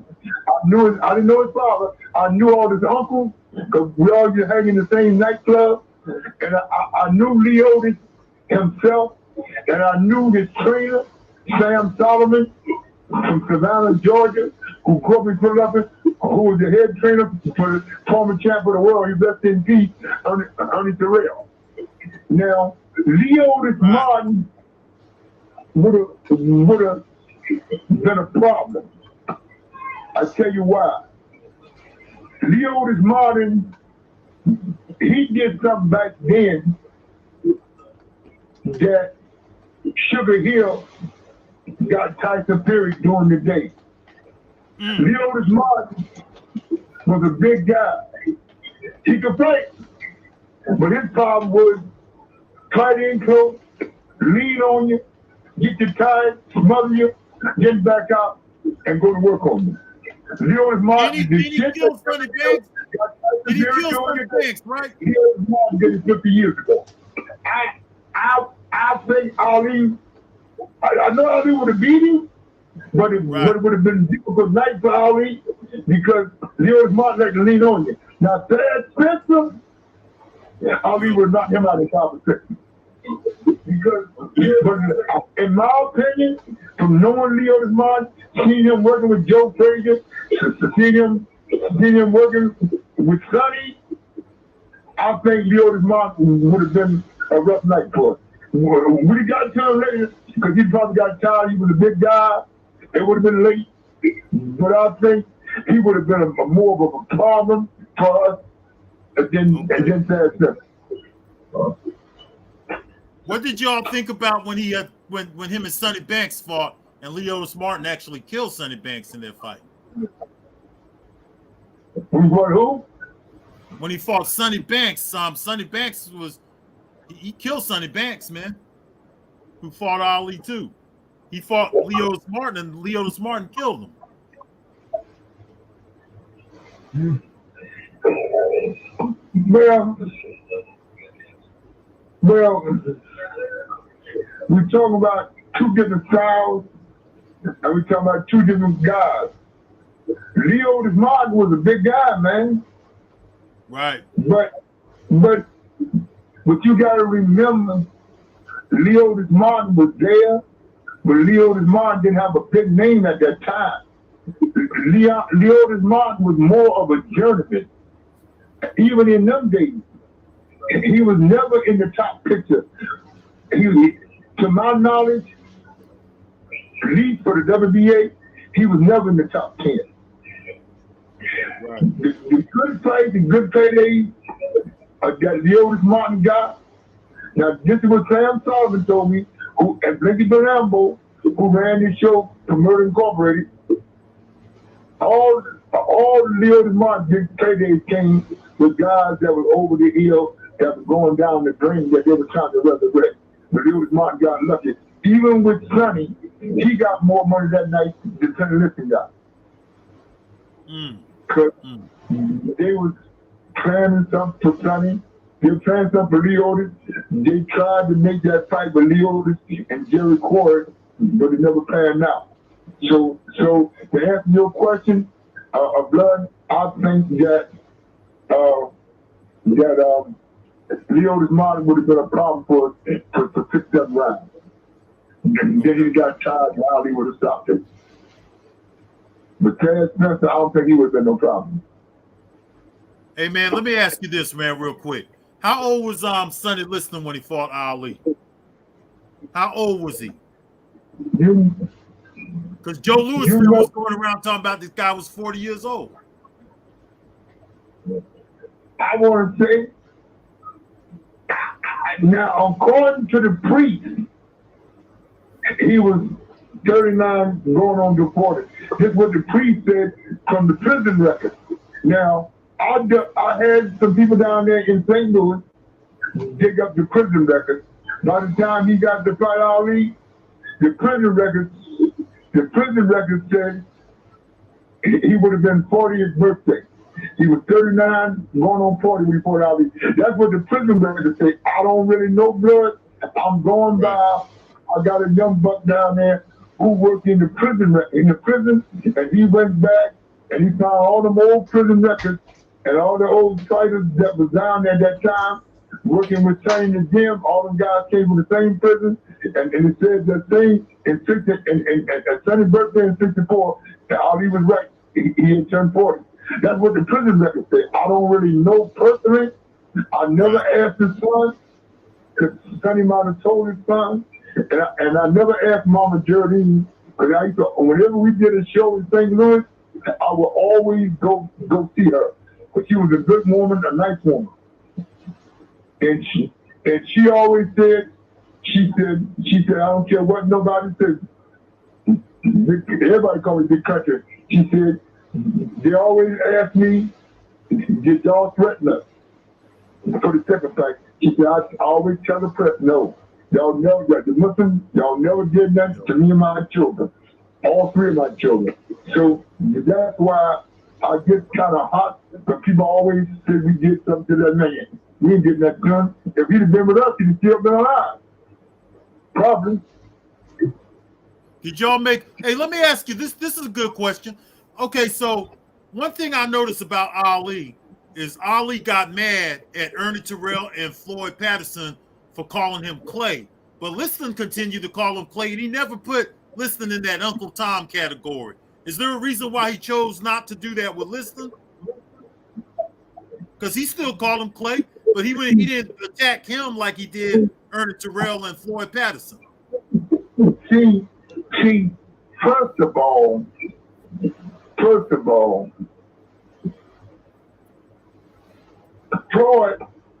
was a has-been. Like Ali said, he was a rabbit. Ernie Terrell was very, you gotta remember, think about what I'm gonna say to you, blood. Yeah, I'm gonna send you a bill too. You ask me 1,000 questions, but I don't mind asking them. So now listen, if you think about what I'm gonna say to you, when Sonny called Ali Clay, Ali had announced that he was a member of the Nation of Islam. Because Ali announced the day before, the day before the Liston fight, the day after he announced it.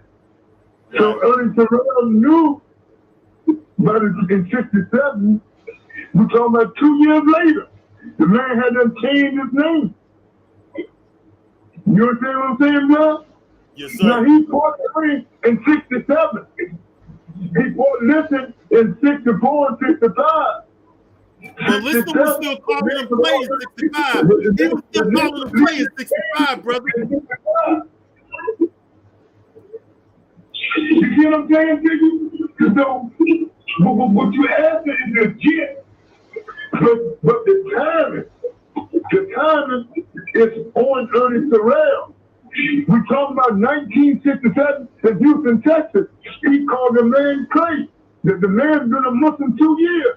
The man changed his name. Muhammad gave him a name in 1960 in February of 1965. So if you look at it, blood, Ernie Terrell was dead wrong. Oh yeah, he was wrong now. Like Howard Hotel calling him Muhammad Ali, I'm saying right there. Look at Angelo. If you look at it, you see me in the corner. Okay, but Joe Louis was still calling him. Joe Louis was still calling him Clay. Why he ain't called Joe Louis no Uncle Tom for that shit? The Joe Louis was still calling him Clay for quite some time. Man, fuck Joe Louis. The motherfucker died, open doors and secret salad. I gave Joe some money before he died. I gave some fucking money. I didn't even know who the fuck he was. I know who he was. I'm at the door. I said, champ, you all right? I said, here, put it. And plus, you know, it's a doctor's son. And he was to work for us in Don King's office. He was the driver. He picked everybody up from the airport. He said, man, my dad ain't doing too good. I said, ain't Frank Sinatra look out? He said, Frank pays his medical bill. So I went over to Caesar's Palace. I said, and he's still alive. And he gave him some money. That's why I said he gave him some money. Franklin Thomas. I think, no, Tony Tucker and his father gave him some money. Before he died, as a matter of fact, Tony was still an amateur. You know, Tony had just turned pro. And Joe died in 81. Tony had just turned pro. He hadn't made a lot of money yet. But he said, man, I got to look out for one of the greats. So I wasn't going to give him nothing. But my wife Leon, let it go, brother. Let it go. Like you said, it's been years. Let it go. Joe Louis is the man. Hey, Bruce, I ain't got a problem with that. Your man Blood brought it up. Yeah, it was just a question. About it. That's all. I'm gonna stop all this right now.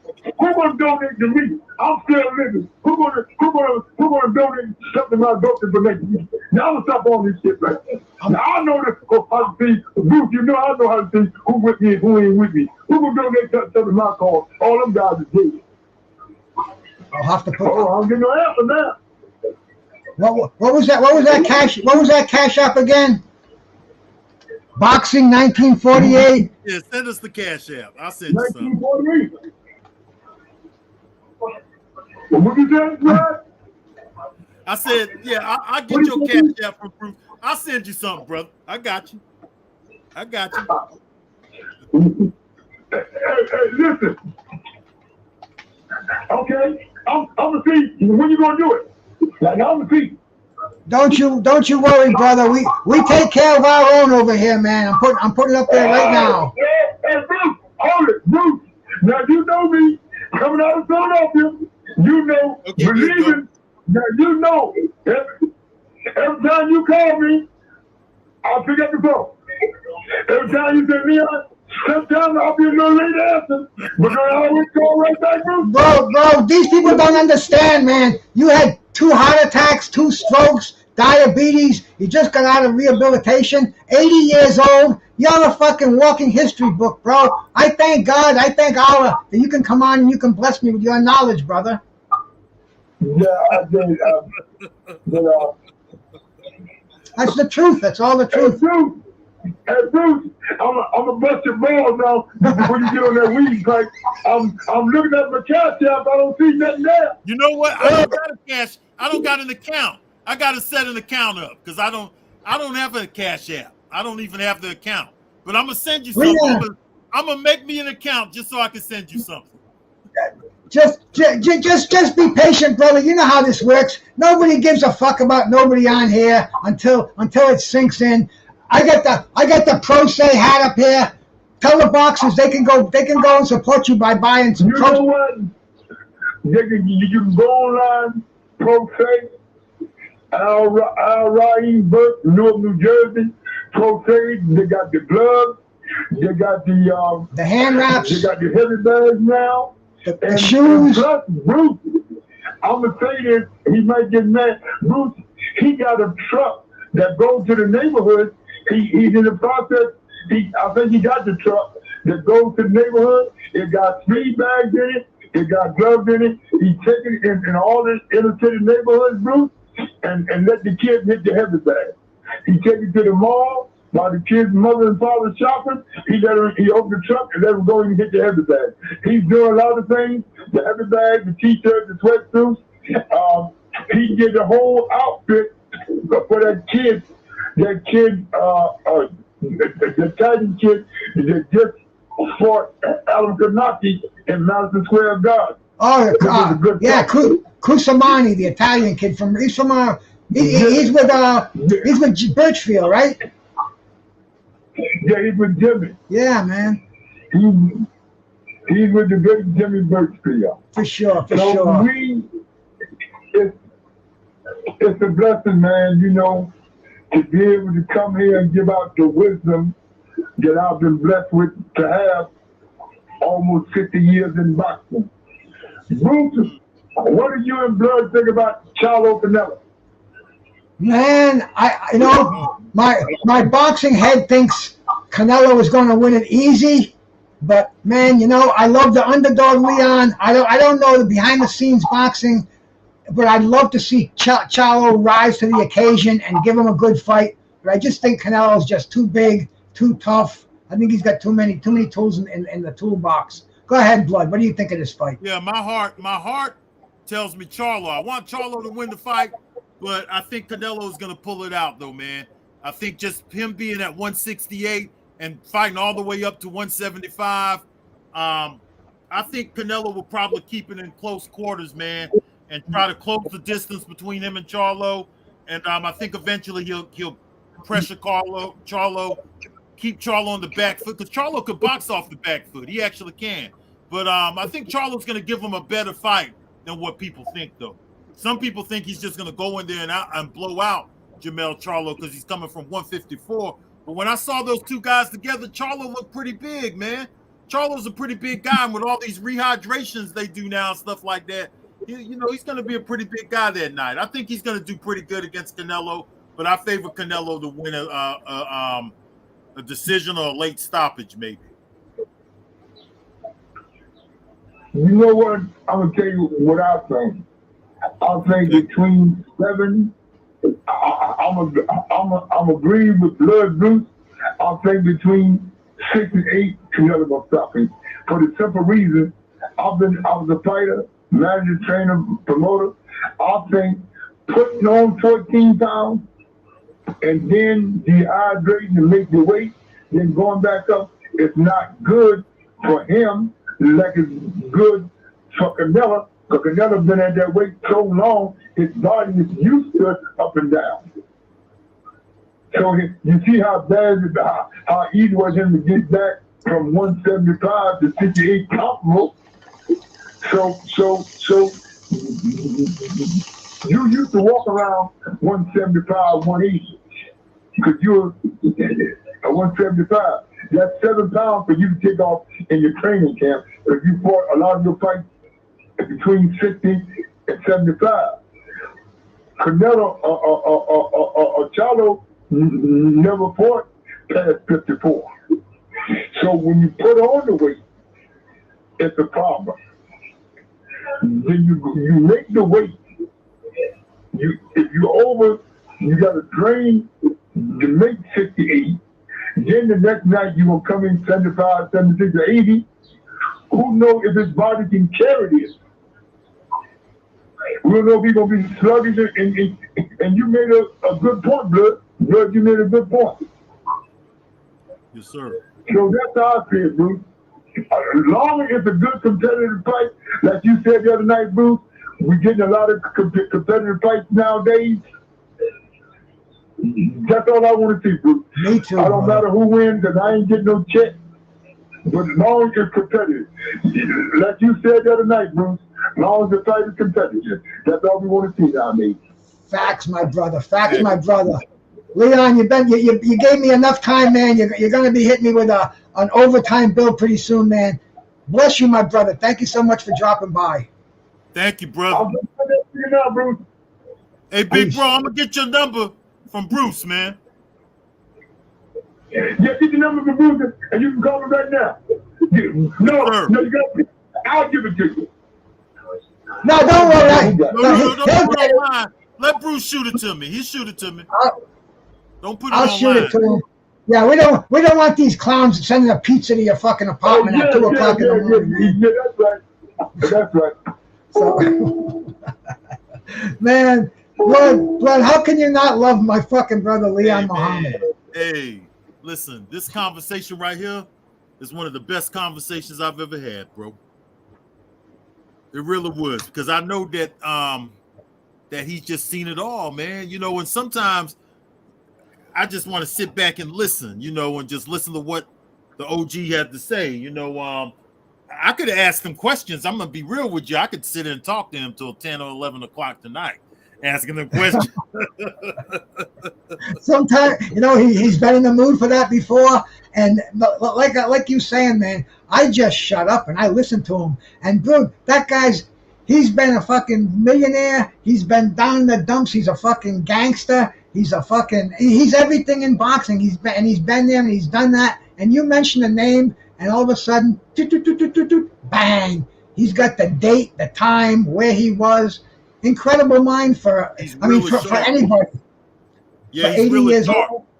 80 years old and extremely sharp, because I'm just gonna be real with it, man. Most 80-year-olds it takes them a little bit of time to process sometimes, when you're asking them questions and things like that. But he's sharp, man. He's really sharp. I'm sure there's a lot of gems he could drop on me, man. Especially when I have someone else that I could reach out to for questions on documentaries and things like that. I'm gonna send me his number. I'm gonna build with this guy right here, man. I'm gonna build with the old brother. And bro, so some of the things that he's told me, I dare not mention. He's very opinionated, and if Leon likes you, bro, you're in the circle. Then call him anytime.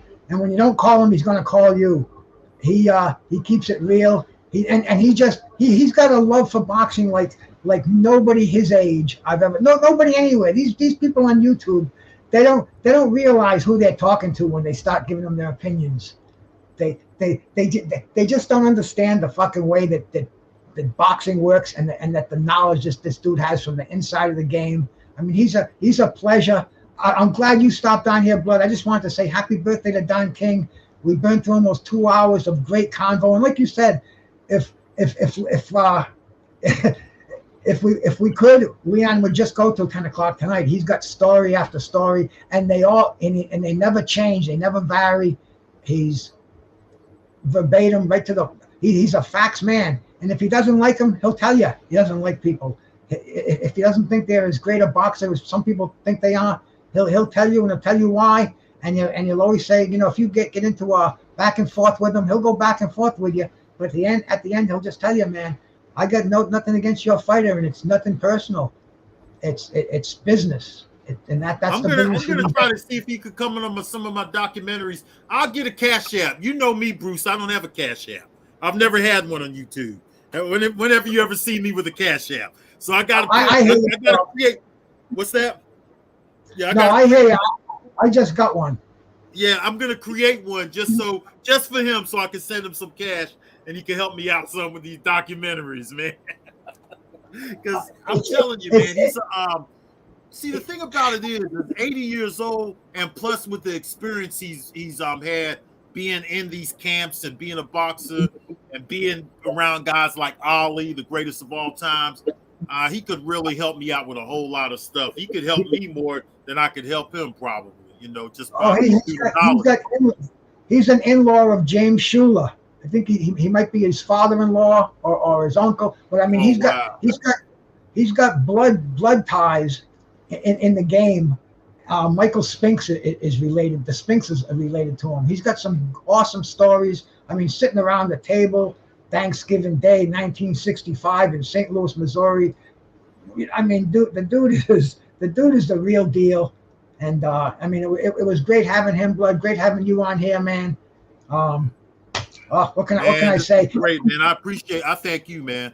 I thank you a whole lot for this. These are my favorite type of conversations, man. Having these kind of conversations, man, just means so much to me, man. I'll carry this conversation. He answered some questions for me too about Leon Amir and some of the stuff that I'm working on now. I don't know if you noticed I was slipping that kind of in there.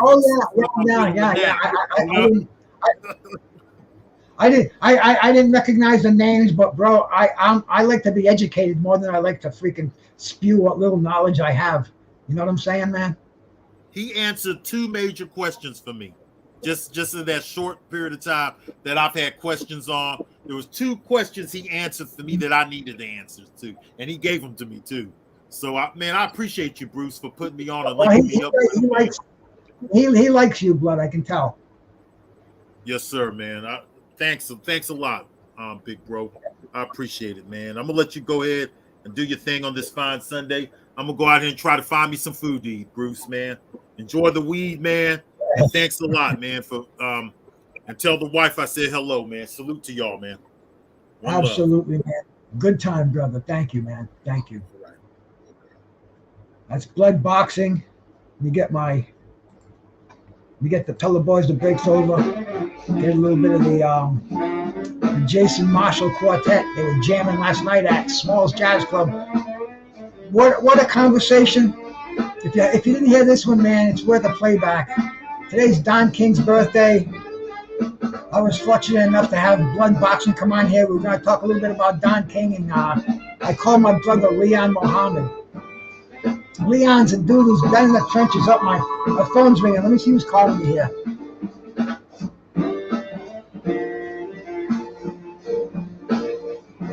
Oh, it went right to voicemail. Anyway, it was awesome having him. I didn't want to interrupt the flow of conversation, so let me get back and thank everybody who came in here. If you're still here, man. AJ, I caught Skywalker, my brother. Thank you for coming by, man. I think I caught you in here. We'll be on your show later on tonight, everybody. The Tim and Tim show and BruceGas. We're on Skywalker Boxing tonight at 9 o'clock, man. AJ64, my brother. Salute. And Joe. Sorry I didn't get to ask him the questions, Joe, but I didn't want to interrupt him when he was on that roll. We'll get to him, though, Joe. You stick around, man. And old Uncle Leon, he's a fountain of information, and I love drinking from that fountain, man. Tony Boswell, my brother. Salute, bro. Peace to you, man. Always a pleasure. Canes Dolphins, man. Shout out to the gamers out there, man. Salute. JC, bro. Thank you much for stopping by, my man. Kill or be killed. CCD. Peace to you, brother. Tyrese Blue. Thank you so much for stopping by, man. Traveling Fools. So much appreciation for stopping in here and listening to a real historic boxing conversation on the birthday of the great promoter in boxing, the always controversial Don King, man. 92 years old today. Incredible, man. Incredible. Smoke Session, Sports Entertainment. Peace to you, my brother. Thank you so much for coming by. You know, I'm on stream. Yeah, I'm going to give you guys wrenches for coming in and supporting me if you don't already have them. Because hey, man, that's what it's all about. The Bud Files. Salute, fam. Thank you for coming by. C Wood, peace, my brother. Absolutely, man. The King Leon Mohammed. Salute to him. And L Dub, thank you so much for coming by. Another boxing mind out there. This guy's got we had the past, we got the present, and we try to be all inclusive over here, man. Shout out to my man L Dub. Let's see, I got a text message. Let's see who it is here. While we're still online.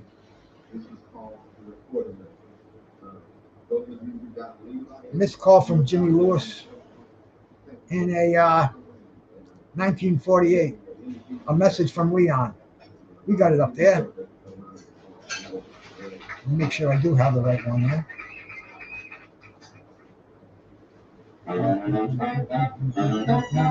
Yeah, boxing 1948. That's Leon's cash app if anybody wants to help him out. Leon's going through tough times, man. He just came out of the hospital. He had a stroke. He's got severe diabetes. He lost his ability to hustle. They told him 3 months you got to kind of take it easy. And guys like Leon, man, take it easy is not in their vocabulary. This is a guy who's still going to fight, still sitting ringside. He's still in the game, so if anybody wants to help him out, man, that's his cash app up there. Leon's sending it to me, you know. So if you can help him out, throw him a couple of bucks. It means a lot to him. He's living in a senior citizens assisted living. He can't even eat half the food they give him. They give him pork a few days a week, and he's a Muslim, so he doesn't eat pork. So hey, if you can do it, man. If not, you know, we appreciate you just being here and listening to the knowledge of this great man. Because this is stuff that's I mean, the dude's 80 years old. I mean, BruceGas is 68 years old, and he's on borrowed time. Think about a brother named Leon Mohammed.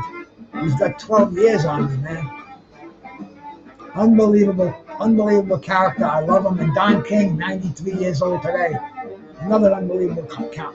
Hey, MJ, how we doing, my sister? And my brother, Tex, ATX, Slab, Life, Cletus, a.k.a. Big Texas. TWT. Shout out my brother. Always good to see you in here, man. Damn, man. Don't understand. I'm on the freaking phone. Oh, Leon Mohammed called me back. This is.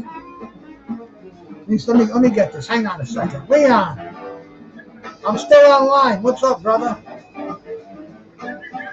Yeah, I got it. It's on the screen. Yeah.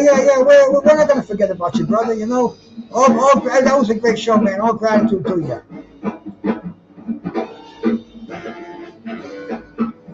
All right, my brother. We'll see what happens. Peace. All right, man. Yeah, like I said earlier, if you can give him a donation, it was a cool thing. Yes, it's Don King's birthday today. 92 years old. It's also Big Blunt and Boxing's birthday today too, man. So if you want to go something, my brother Big Blunt's in Boxing, it's his birthday. Give him some love, show him some love over there. But it was great having everybody here, man. I was here for a couple of hours. I got to take that dog for a walk. Put some tunes on. Stretch the legs a little bit, man. Stay healthy. Thank you so much for coming in here, man. Like I said, man, we're listening to the James Marshall Quartet live last night at Smalls Jazz Club in Greenwich Village, New York City. Thank you so much for coming in. BruceGas, Boxing, Jazz, and more. Peace.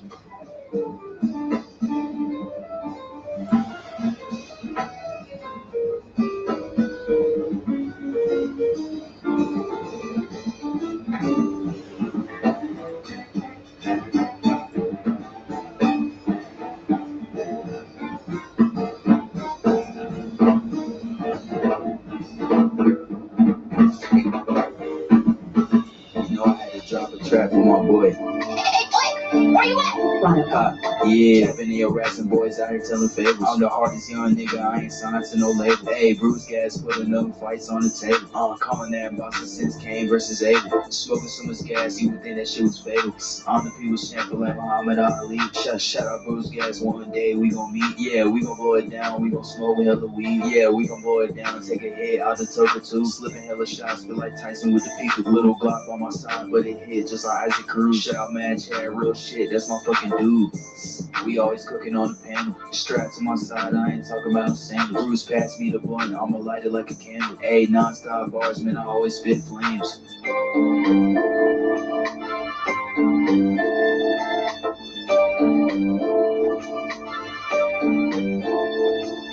Feel like BruceGas always got a different strain. Bitch, you ain't like me, you can never feel my pain. You win and you lose, well, this a fight game. Don't beef on the net and the shit won't change. Said that on the stream, gotta do it for the game. Said that on the stream, gotta do it for the chat. I ain't undisputed. Yeah, hold on, I ain't undisputed, but I want all the straps.